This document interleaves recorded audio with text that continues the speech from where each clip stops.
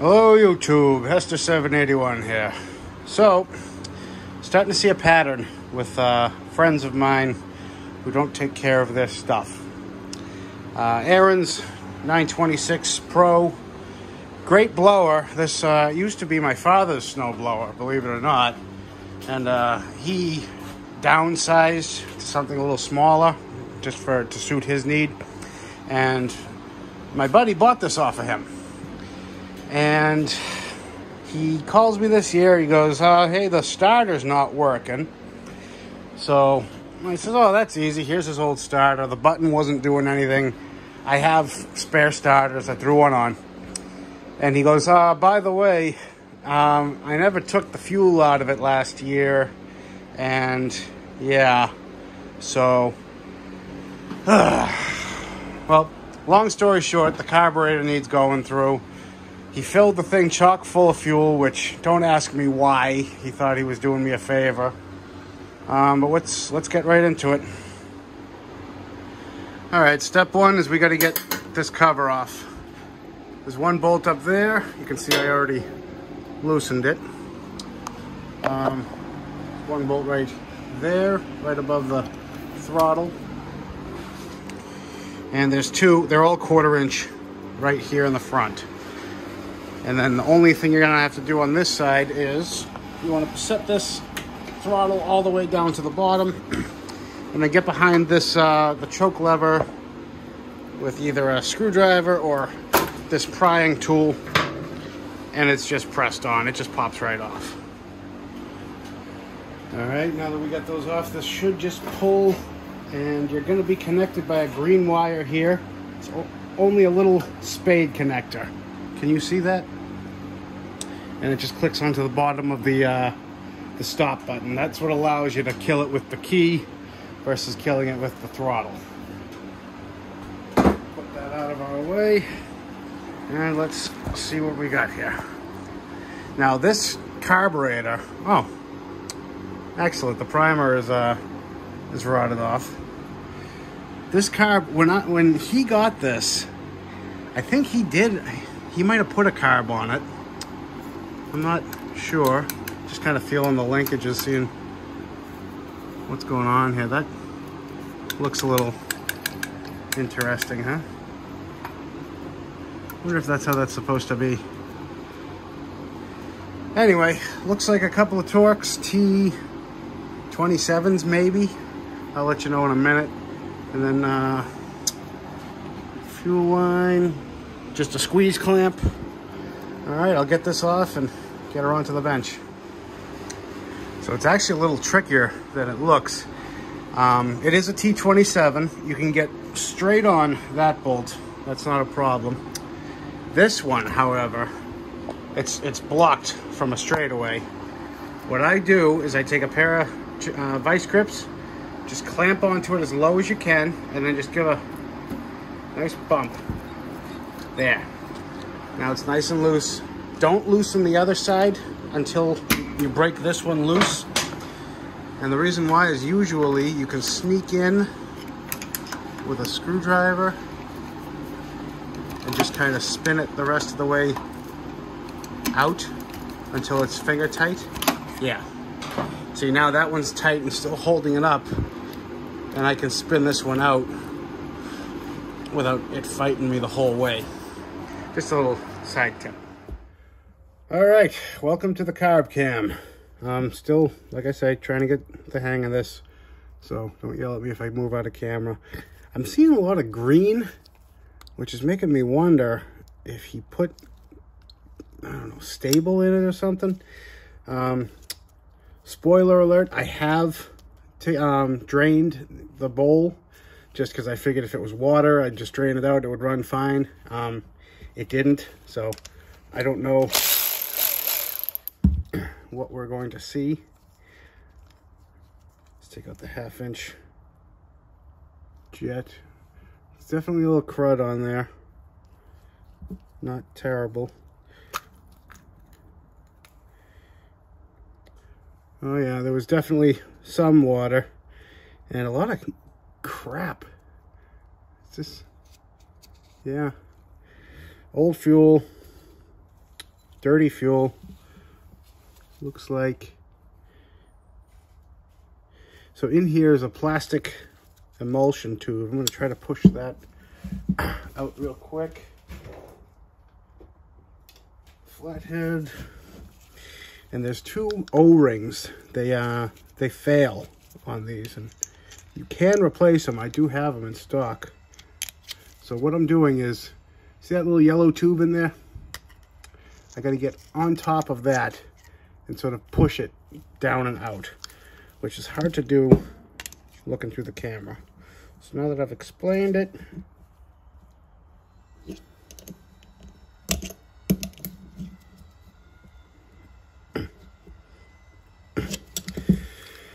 and of course, it's not wanting to move.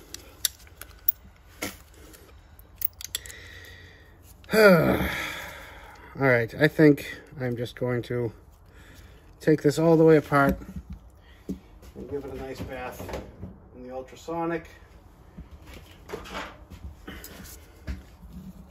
and see what happens.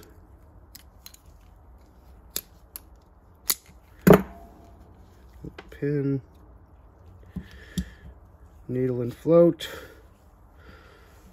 This gasket looks a little swollen. Yeah, definitely swollen. There is a jet right here.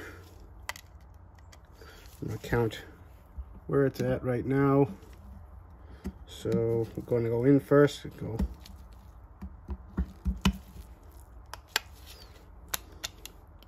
Oh, this is non-adjustable. Yeah. All right. The older Ariens, there was an adjustment here. This one is just you tighten it down, which is good. One less thing. I mean, I like the adjustable jets better, don't get me wrong. That's actually looking nice and clean. A little bit of corrosion on there, but the hole's free. Take off what's left of the broken primer hose. And I think I'm going to leave the seat in there. I shouldn't. So Tecumseh has a special tool for removing, here's the part number. This side installs the seat. This side removes the seat. It's basically just a tiny little knitting needle. Fish it down in, clip it, and pull it. Notice the little rib ring around. Come on, focus. There's a little ring. It's going to get washed out. Come on. See the little indentation around there? Like a little ring around. And on this side, there isn't any. The ring side goes in. Very important. If you don't do that, it will not seal. And hopefully we can get the emulsion tube out when it's done. I'll turn you back on in a minute. I did end up getting that emulsion tube out. I took a few seconds off camera. And they are plastic, so you do have to be gentle so you don't damage the tip. One of the O-rings is right here, is all swollen and broken. Actually, they're both badly swollen. And it actually split and came off, but I'll show you again during assembly. It's supposed to be just set up like that. All right, to the ultrasonic. And she's done. I put this through for about 45 minutes. It actually gets really hot. It's flashing so you can't really see, but that's 71 Fahrenheit. I'm sorry, Celsius. Don't know off the top of my head the conversion, but it's quite unpleasant to the touch. Ow. All right, and this is just Berryman's carb cleaner. And what I've found works best for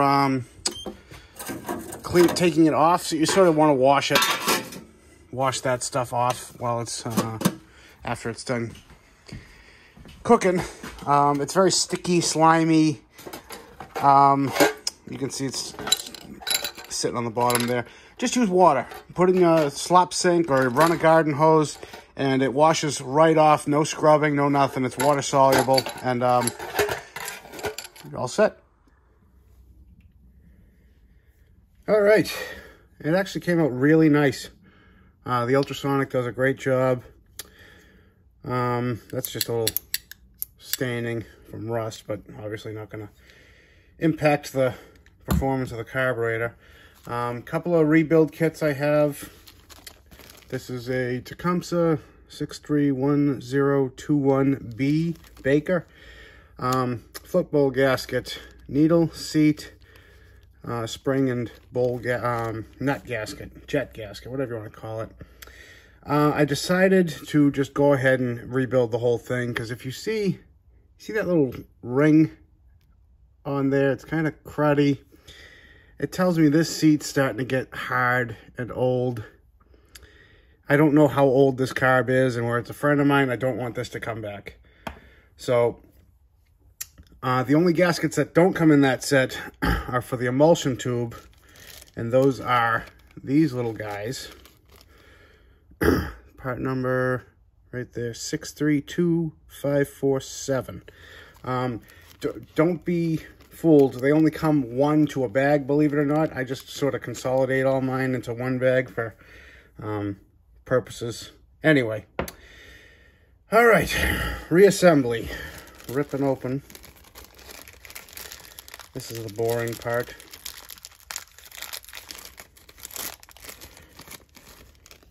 Here's the new. Pull that out. All right, so you take the new needle. You see that spring with a little clip in. You just sort of pop that into place. Can't go anywhere. And I think that's what we're going to start with, is the float gasket, needle gasket, sorry. So like I said before, see that little ring? That always goes down. So I take a little WD-40. I'll put it in both holes because I'm going to need it eventually. Line it up on this tool, or you can use a drill bit. Anything, really anything round that'll press on it evenly. And then you just sort of push. And you'll feel it bottom out. It can't go any further. And then that's in. Easy enough. And we'll put on our new needle. I did hold it up to the old one. Everything is exactly the same. Part number was what it listed anyway, but it's always good to double check. And I'm not going to look through the camera for this one because it always messes me up. That's good. Put the pin through. Do I put the pin and then the gasket? Oh well. It's hard to show you because of gravity, but it looks like that float is a little high. So you just take a little screwdriver to the metal tab in here and just give it a slight bend. And now you can see it's a little bit better. Maybe just give it another little tweak. And boom. You'd like that to be as level as possible. If anything, favor higher than lower. All right, that's good. Because you'd rather it, you know, have slightly too much gas in the bowl rather than have slightly not enough. And gasket goes on like so. Nothing really special to do there. All right, and now these little O-rings. Very simple. Push right on and over. And done. That's how it's supposed to look. Put her down. You know, I was actually curious if this tool would work for that, and it will. So that'll also work for the emulsion tube, because that has to go down into place and sort of be popped in, you'll feel a little boom. Oh, there it is. And that's in. Always give a peek down, make sure that that O-ring doesn't roll, because they will want to roll up on you. I put a little WD-40 on the bowl itself, just so it slides on nice and even, because it's a thick gasket. And we're in. Boom. All right. Here's the jet. You want to make sure there's two holes that you got to make sure are cleaned. Obviously that main one, it goes all the way through. We can see that that's nice and clean. But this little guy right there, you got to make sure you can go right through with your tool. That gets clogged a lot more than you would think. But the other overlooked jet is this one. Now clearly, again, you can see that hole. You can see right through it. But in the very tip, it's a very, very fine hole. You can see that. I just got through it. I've seen so many of those come in and they're plugged, and that's the only thing wrong with the carb.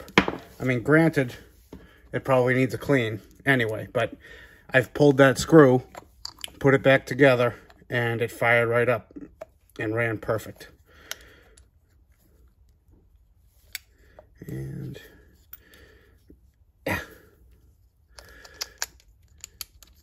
new fiber gasket on that jet. We'll snug that down on the machine. Drop this jet in there. Now this is brass, so you got to go nice and easy, nice and slow. Just give it a little bit of a snug, because it will strip out very easily. All right, let's throw it on, see if it worked. All right, got her all hooked up. Linkage is free. Moment of truth. So, what it was doing before was I could run it, but it would just surge like no tomorrow. One click on the choke and it would run kind of better. Anyway, let's see what we got. Noise alert.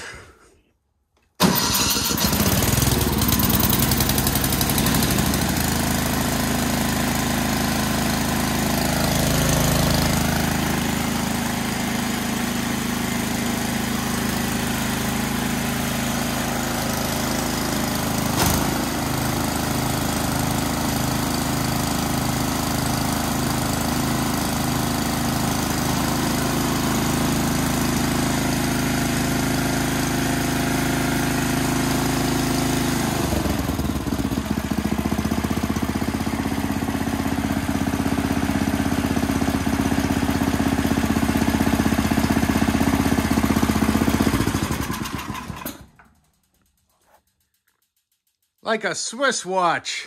Look at that. Don't you love it when a plan comes together and works? Oh, excellent. One more for the books.